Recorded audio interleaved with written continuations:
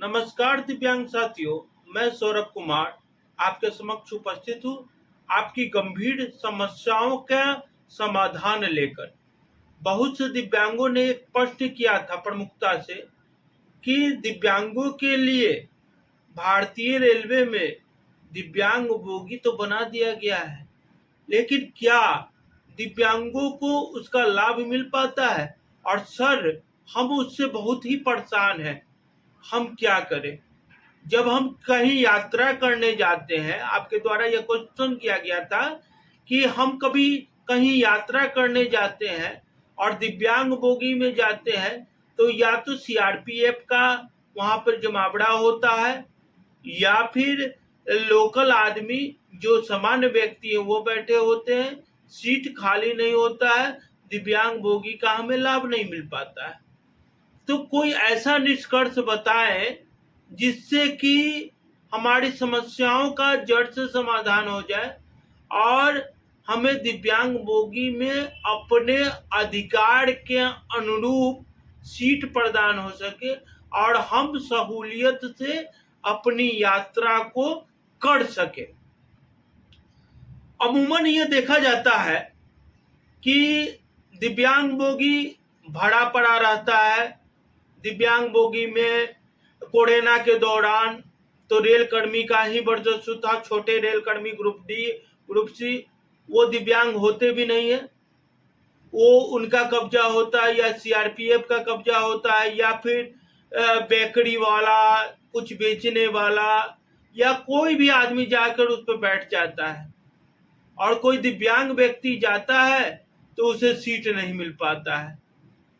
ये दरअसल ये घटना भारतीय रेलवे में घटती है। अब इसका समाधान क्या है? अब इसका समाधान हम बताने जा रहे हैं, आप गौर से सुनिए। अगर आप दिव्यांग हैं और आपके पास रेलवे कंसेशन सर्टिफिकेट है, यानी जो रेलवे में जो विशेष छूट दिव्यांगजनों को दिया जाता है, तो वो सर्टिफिकेट है जिसमें 75% छूट दिया जाता है। तो उस छूट का आप किस प्रकार से फायदा उठा सकते हैं और अपने सीट को कितने भी भीड़ में, चाहे कितना भी अतिक्रमण हो, लीगली रूप से उसे कैसे आप अपना बना सकते हैं और उस पर आपका आधिपत्य होगा और रेलवे प्रशासन और रेलवे पुलिस तथा रेलवे के तमाम पदाधिकारी आपकी मदद करेंगे। ऐसा होता है कि दरअसल देखा जाता है कि लोगों में भ्रांतियां हैं कि अब मैं कहाँ जाऊं, किसके पास शिकायत दर्ज करूं, क्योंकि सामने में कौन बैठा हुआ है? रेलवे का पदाधिकारी बैठा हुआ है। कोरोना काल में क्या होता था कि रेलवे का पदाधिकारी बैठा होता था और जब कोई दिव्यांग व्यक्ति जाता था कि ये सीट मेरा है, आप खाली कर दीजिए, यहाँ पे हमको बैठना है या सोना है, क्योंकि दिव्यांग व्यक्ति में बहुत ही गंभीर समस्या, गंभीर बीमारी से भी ग्रसित लोग होते हैं जिन्हें पूरा सीट की आवश्यकता होती है।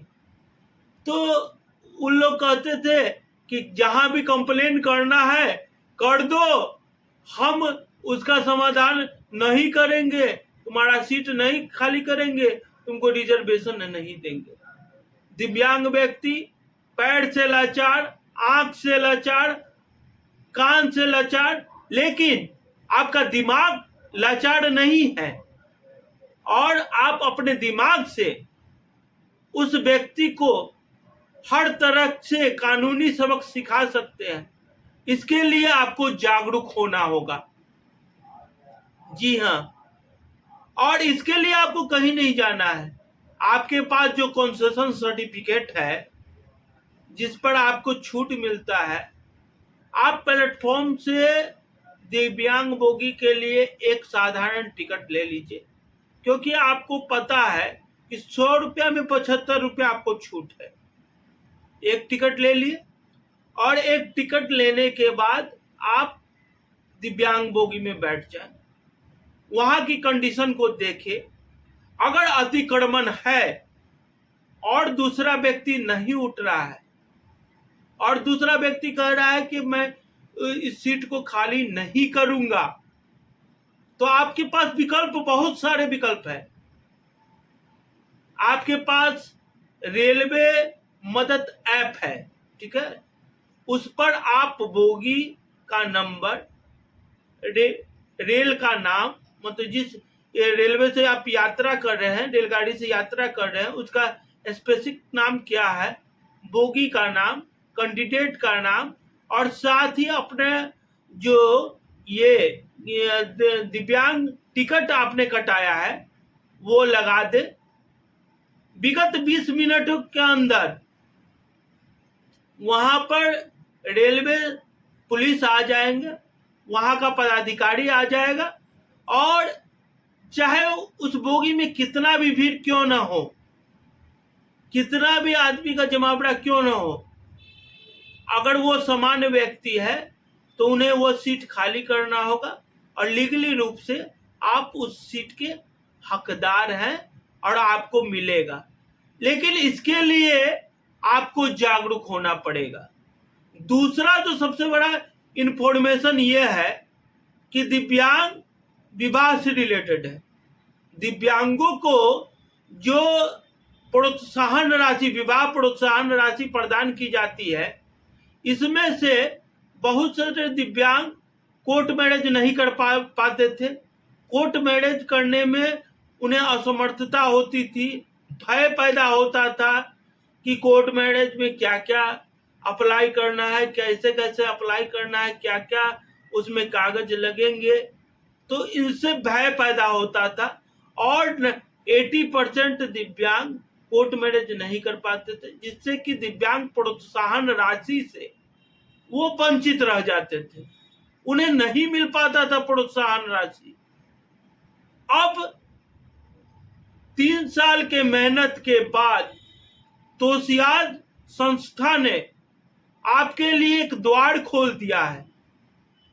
अब दिव्यांग विवाह प्रोत्साहन योजना की राशि प्रदान करने के लिए आपको कोर्ट मैरिज करना अनिवार्य नहीं है। अगर आपको आपकी शादी मंदिर में हुई है, न्याय पार्षद का रसीद आप लगा देंगे और एक फोटो लगा देंगे, और आपका मुखिया या वार्ड पार्षद उसको वेरिफिकेशन कर देता है कि फलाना व्यक्ति, उसके पिता ये, उसका एड्रेस ये, और नीचे में पिता का साइन, माता का साइन, और परिवार की सहमति, परिवार के 5 से 7 आदमी का साइन, वैसे ही लड़की पक्ष से पिता का साइन, माता का साइन, और परिवार के 5 या 6 सदस्यों की सहमति। तो उस आधार पर और फोटो के आधार पर और न्याय पार्षद के रसीद के आधार पर आपको अब प्रोत्साहन राशि मिलेगा, जो दिव्यांगों को 2 लाख रुपए प्रदान किए जाते हैं। हमें यह वीडियो बनाने की आवश्यकता इसलिए पड़ी क्योंकि आज भी हमारे समाज में अज्ञानता है, और हम निरंतर उस अज्ञानता को दूर करके योजनाओं परियोजनाओं को धरातल पर लाते हैं, और निरंतर हर वर्ष कम से कम 50 से 60 योजनाओं को प्रत्येक विभाग, या भारत सरकार का विभाग हो या बिहार सरकार का विभाग हो, उसमें अल्टीमेट सुधार करवाते हैं या नई तरह का योजना लाते हैं जिससे कि दिव्यांगों को लाभ मिले। इसलिए हम आपसे निवेदन करना चाहते हैं कि आप अपने अधिकार के प्रति जागरूक हो, और किसी के मुंह देखने के अलावा आप अपने अधिकार के प्रति सजग हो और आत्मनिर्भर और स्वावलंबी बन सके, ताकि जो योजना हम लोग धरातल पे लागू करवाते हैं, हम धरातल पर लाते हैं लगभग 50 से 60 योजना हर वर्ष, चाहे वो भारत सरकार की हो चाहे वो राज्य सरकार की हो, दोनों योजना हमने अल्टीमेट करवाया है जिसका लिखित प्रमाण हमारे साइट पर आपको मिल जाएगा, तो आप इस योजना का सही मायने